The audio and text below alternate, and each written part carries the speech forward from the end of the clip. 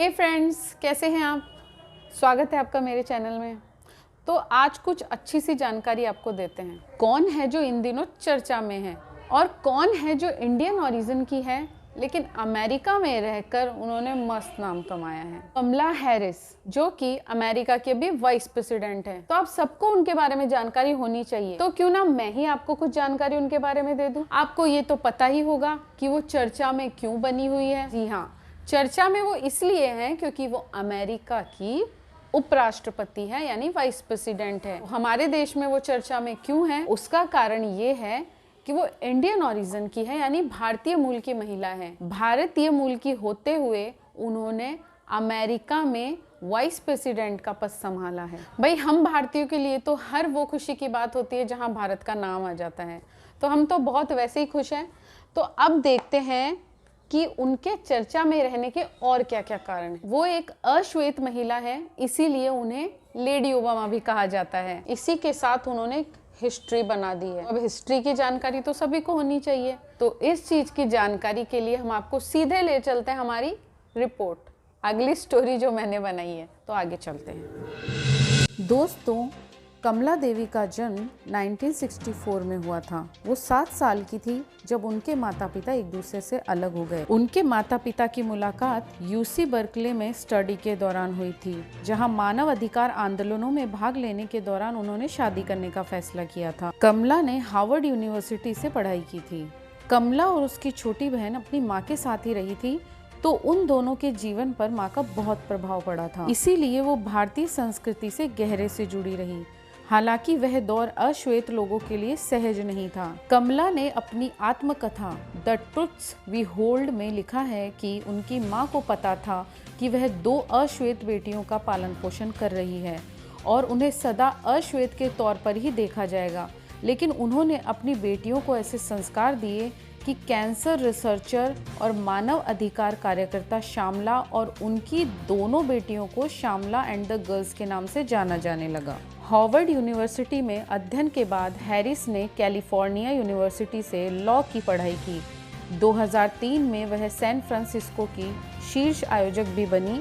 2010 में वह कैलिफोर्निया की अटॉर्नी बनने वाली पहली महिला और पहली अश्वेत व्यक्ति थी। 2017 में हैरिस कैलिफोर्निया से जूनियर अमेरिकी सीनेटर चुनी गई।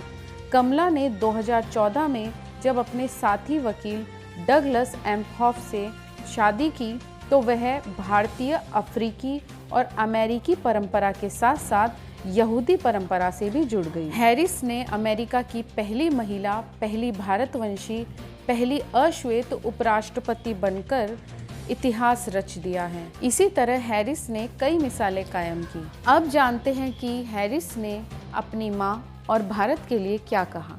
The woman most responsible for my presence here today, my mother, Shamala Gopalan Harris, who is always in our hearts. When she came here from India at the age of 19, she maybe didn't quite imagine this moment. But she believed so deeply in an America where a moment like this is possible. And so I am thinking about her and about the generations of women, black women,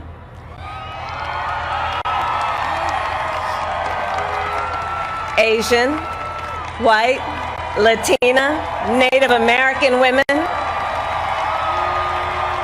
who throughout our nation's history have paved the way for this moment tonight. Women who fought and sacrificed so much for equality and liberty and justice for all, including the black women who are too often overlooked, but so often prove they are the backbone of our democracy.